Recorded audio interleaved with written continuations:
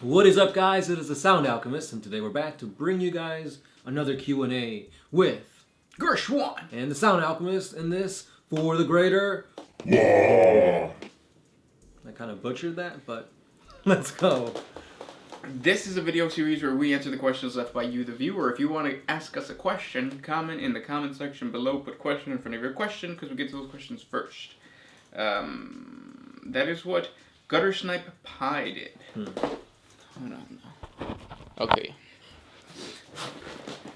He asks, who would win, Ibram Gaunt or Sly Marbo? No plot armor, and the winner takes on Yarrick.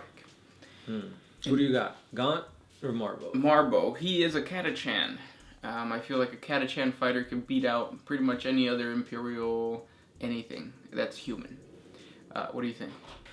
Well, I mean, Gaunt has his pluses and his minuses, but if you're looking at it in a mathematical standpoint, pitting two of the best, well, they're not, I wouldn't even say they're the best of the best.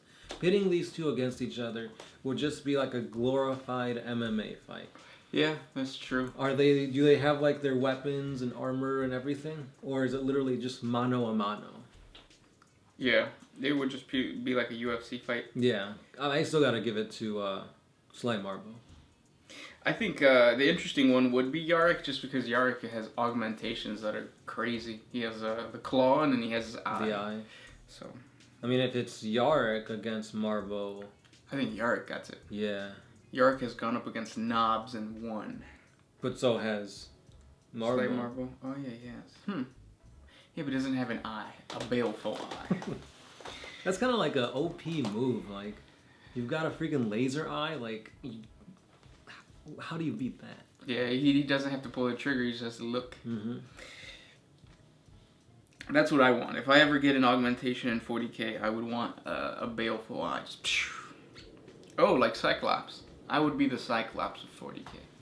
Anyways. You'd have the gaze of Mork. Gaze of Mork. Speaking of gaze of Mork? We've got the Posh Boy. Who would win in a fight, Shaggy or the God Emperor of Mankind? Shaggy, at 1% of his power, can take on the Emperor. Especially currently, because the Emperor is literally just half dead on this golden throne. Shaggy can literally power the Astronomicon and be considered a chaos god amongst god all at once without having to use any of his raw talent. Unless he's high. Oh, if he is, then it's already being done. Yeah. Speaking about Highness, Brandon Monroe asks, how high do you guys get for these? Well, you see, our chairs are about 12 feet off the ground, and then you gotta add, like, we have wallets on, pants, underwear, boxers, briefs. All those kind of add up to the height, and then if we have shorter ceilings, then we kind of have to, like, scrunch down, so... Like about a 10. Mm-hmm. About a 10. Next question comes from Robert Has Downs Jr.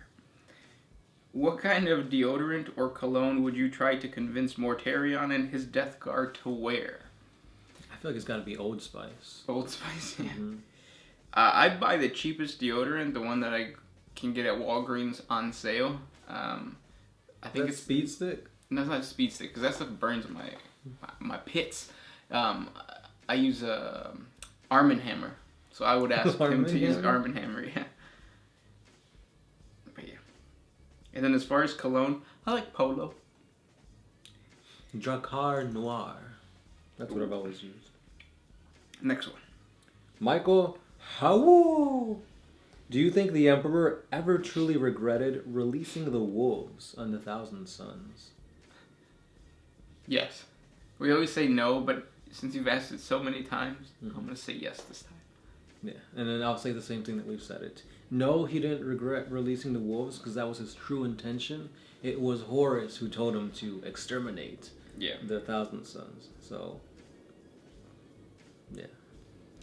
Next question comes from Pineapple. Do you think a Frost Psyker power would be a good addition to the Space Wolves Tempestus discipline? Yeah.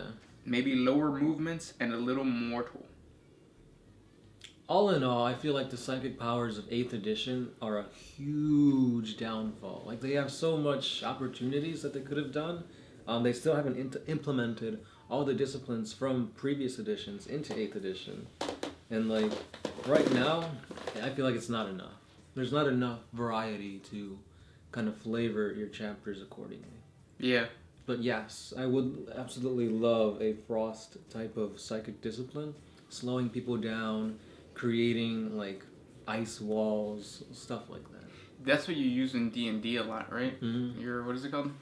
Frost? Ray of Frost. Ray of Frost. And I got a Frostbite. Yeah. Next question comes from Nodosa. It's not really a question, but the gay man with the lisp from South Park? South Park is called Mr. Slave. That's the one, yeah. Jesus Christ. That's like his catchphrase. I don't remember that guy. I think he like stuffed Paris Hilton up his Buttonhole. booty in an episode. Next one. This one's by Finn Soup. Will the Lamenters grow again in numbers, or will they perish? Their whole thing is that they're unlucky. So even if they get a boost in their numbers because of the Primaris Marines, I think their lore will always be like that of like a chapter that has really bad luck. So like either the Primaris Marines are all going to die in some campaign, or like Primaris gene seed is going to act a certain way inside the bodies of the Lamenters, causing them to like have smaller numbers or something. Like fewer neophytes turn to battle brothers, stuff like that. But nothing in the lore yet. The Fire Sigh. It's not a question, but I'll make it into a question. He says that in The Master of Mankind, the Emperor kind of seemed to suggest that he wanted to cut off humanity from the warp entirely. In my opinion, that seems like a very Emperor thing to do, because even though the warp has a lot of cool benefits, the negatives overly saturate the positives. Like, you have chaos, you've got Psych Nuin, which literally are like bugs that eat your brain. Like leeches. Mm-hmm. Pretty much anything that has to deal with the warp is a very negative thing to humanity.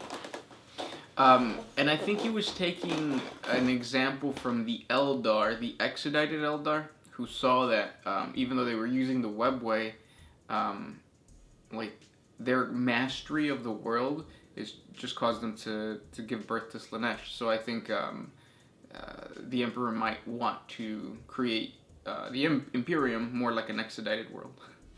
But yeah, that's mesmerizing. It is.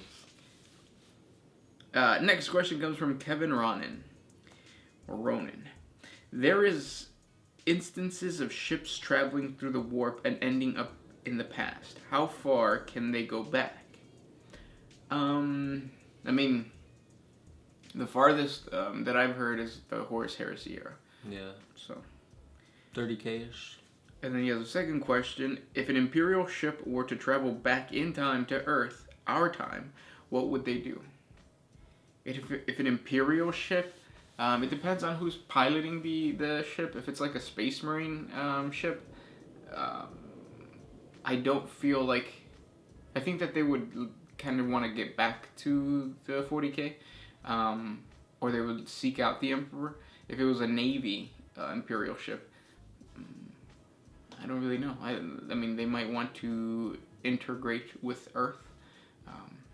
Kind of like if you were to go back in time, you would want to make it so that in the future your family is better off. I feel like that's what the Imperial ship would do. But again, I feel like the butterfly effect has too many variables in it. So like, for example, trying to better off your family or trying to warn the Emperor or whatever it is that happens, those effects would have a greater, like, after effect, I guess. Yeah. And actually, now that I think about it, I think an Imperial ship has probably more people aboard than what's on Earth right now. Yeah. So. Because they're like, what, continent size or something? Yeah. They're huge. Some of them. Some.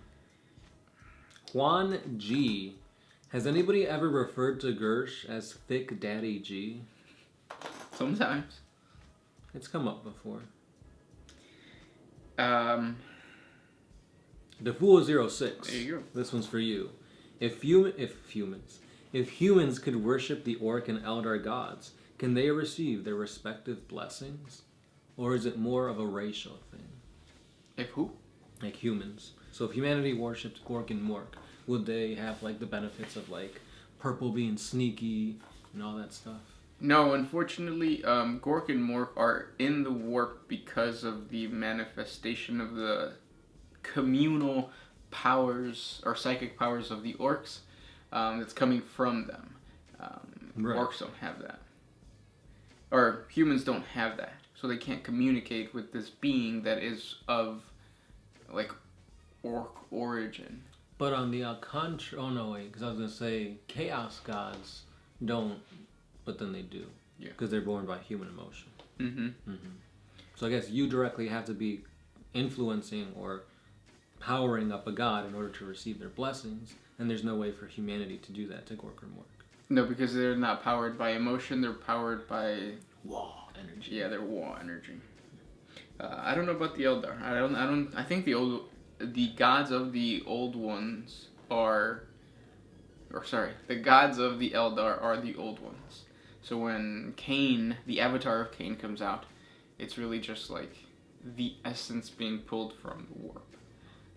The manifestation of what they think it should be, but in reality it's just an old one and it's not real. So just like in our world, gods aren't real in 40K. Just the Eldar gods. Next question comes from TSL Frontman. When are you going to collaborate with Ants Canada already? I haven't seen any of the recent stuff, but I know he got frogs, and I used to have frogs, so I'm interested. Yeah, he's at a whole different level though. I wish I had the narrative voice and just like the vision to see like a whole story in a tank. Mm-hmm. That's crazy to me. Yeah, I think you have to live in Thailand for that. Yeah. With the little egg thingies. Have you seen that? Egg thingies? It's like a hard-boiled egg. No, it's an egg that they put in vinegar and it gets pickled, and inside of it is a chick. And then they eat it. Oh. While it's still in the egg. So you're eating a chick embryo that's been, I think, swimming in vinegar. Interesting. But like, when you're eating this egg, you can literally see the fetus of the chick? Yeah, it even has the beak. Oh. Like it's softened because of the vinegar. The pickledness? Yeah, but you can see the eyes, you can see the feathers, you can see the beak. Interesting. Just kidding. Next question. I have one from Freeze 1992. Are Grey Knights any good in this edition, or should I just wait for Sisters before starting my first Imperial Army? Your first Imperial Army should always be some type of Space Marine, so I would say just go with the Grey Knights. Are they playable this edition? What do you think? I always feel like they suffer from the quantity over quantity debate, and currently quantity is better than quality in this edition. 40K, yeah. The Orcs do really good, Conscripts do really good, Imperial Guard do really good, so you're going to get overwhelmed. But they are cool to paint, fun to paint, so... Yeah, it's a really fun army. I really like the lore behind it and everything, but I've never won a game with them. But then I've never won a game on camera, so... That's true. Yes, yeah. I was actually at the GW store the other day, and I was talking to some of the guys about Age of Sigmar, and they were saying how Age of Sigmar is actually 10 times more competitive than 40K. Because like it really is about like how you deal with battle scenarios, and it's not so much about list building, because in 40K it is about list building. Mm-hmm. You kind of know who's gonna win based on the army that gets set up. Yeah. Whereas Age of Sigmar doesn't have that because turns alternate sometimes. I think you're rolling for initiative every single turn or something like that. Well, like you could go first, and then your opponent goes, and then your opponent goes, and then you go. Yeah, things like that. So it's a lot more fun and it's a lot more strategic. That's kind of interesting. Mm-hmm. Comment down below and let us know what your experience is when you're comparing 40K and Age of Sigmar. Another thing too that they said is that Age of Sigmar takes it's a lot quicker. Yeah. It's like 2 hours so you can get a game done. So that's, I don't know, maybe we might start doing Age of Sigmar content. But then again, who knows? Right. We've never played Age of Sigmar, have you? No, I have the rules and everything for the first box set that came out, but I think the rules changed. Mm-hmm. So I have Stormcast Eternals and I have Corn Blood guys. I forget what they're called. But yeah, that. I think it was some. Last question. Comes from Sakari Shali. What do you think about my version of 40K universe? If I remember correctly, it's basically a combined universe of like all the other franchises, like Pokemon. I think My Little Pony's in there. I think so. So it's a cool idea of just having like a conglomeration of like a whole bunch of different things. But you gotta be careful because sometimes it can get too muddled. Like when you're trying to paint and you just combine all the colors together, you just get like a muddy color. So this is a guy that has talked to us before? Yeah, he sent us stuff on the Facebook page. Ah, okay. I thought he was just saying, like, what do you think of 40K, like the 40K universe now? Oh, now? Yeah, like with the whole Gilliman and returning and all that kind of stuff. We need more loyalist Primarchs. Like, I'm cool with the story. I'm liking how it's advancing. I really like what they're doing on Vigilus with, like, Harkin World Claimer and just Chaos doing their thing. But, like, where's the Imperial Primarch love? We've only got Gilliman, and we've got, like, 2 other Demon Primarchs. Even it up. Yeah, if GW's listening, you guys really need to, like, create multiple Vigilist-style campaigns all at once. All at once? Because I feel like the Vigilist campaign is going to be something that's going to stretch a couple years. And it's just, like... Years? Yeah, because Vigilus came out a while ago. I think it came out last year, and I don't think it's going to end this year. I think they're going to keep going with it. So they're treating it like Apocalypse and Armageddon back in previous editions. And I think what they should do is they should, like, throw, like, smaller planet battles to include more races. Because what's going on with the Tau right now? Who knows? What's going on with the Necrons? Who knows? Stuff like that. But yeah, those were the questions for today. If you guys have more questions for us, comment down below. We'll talk to you tomorrow. This has been the Sound Alchemist. Gershwin. And we are out.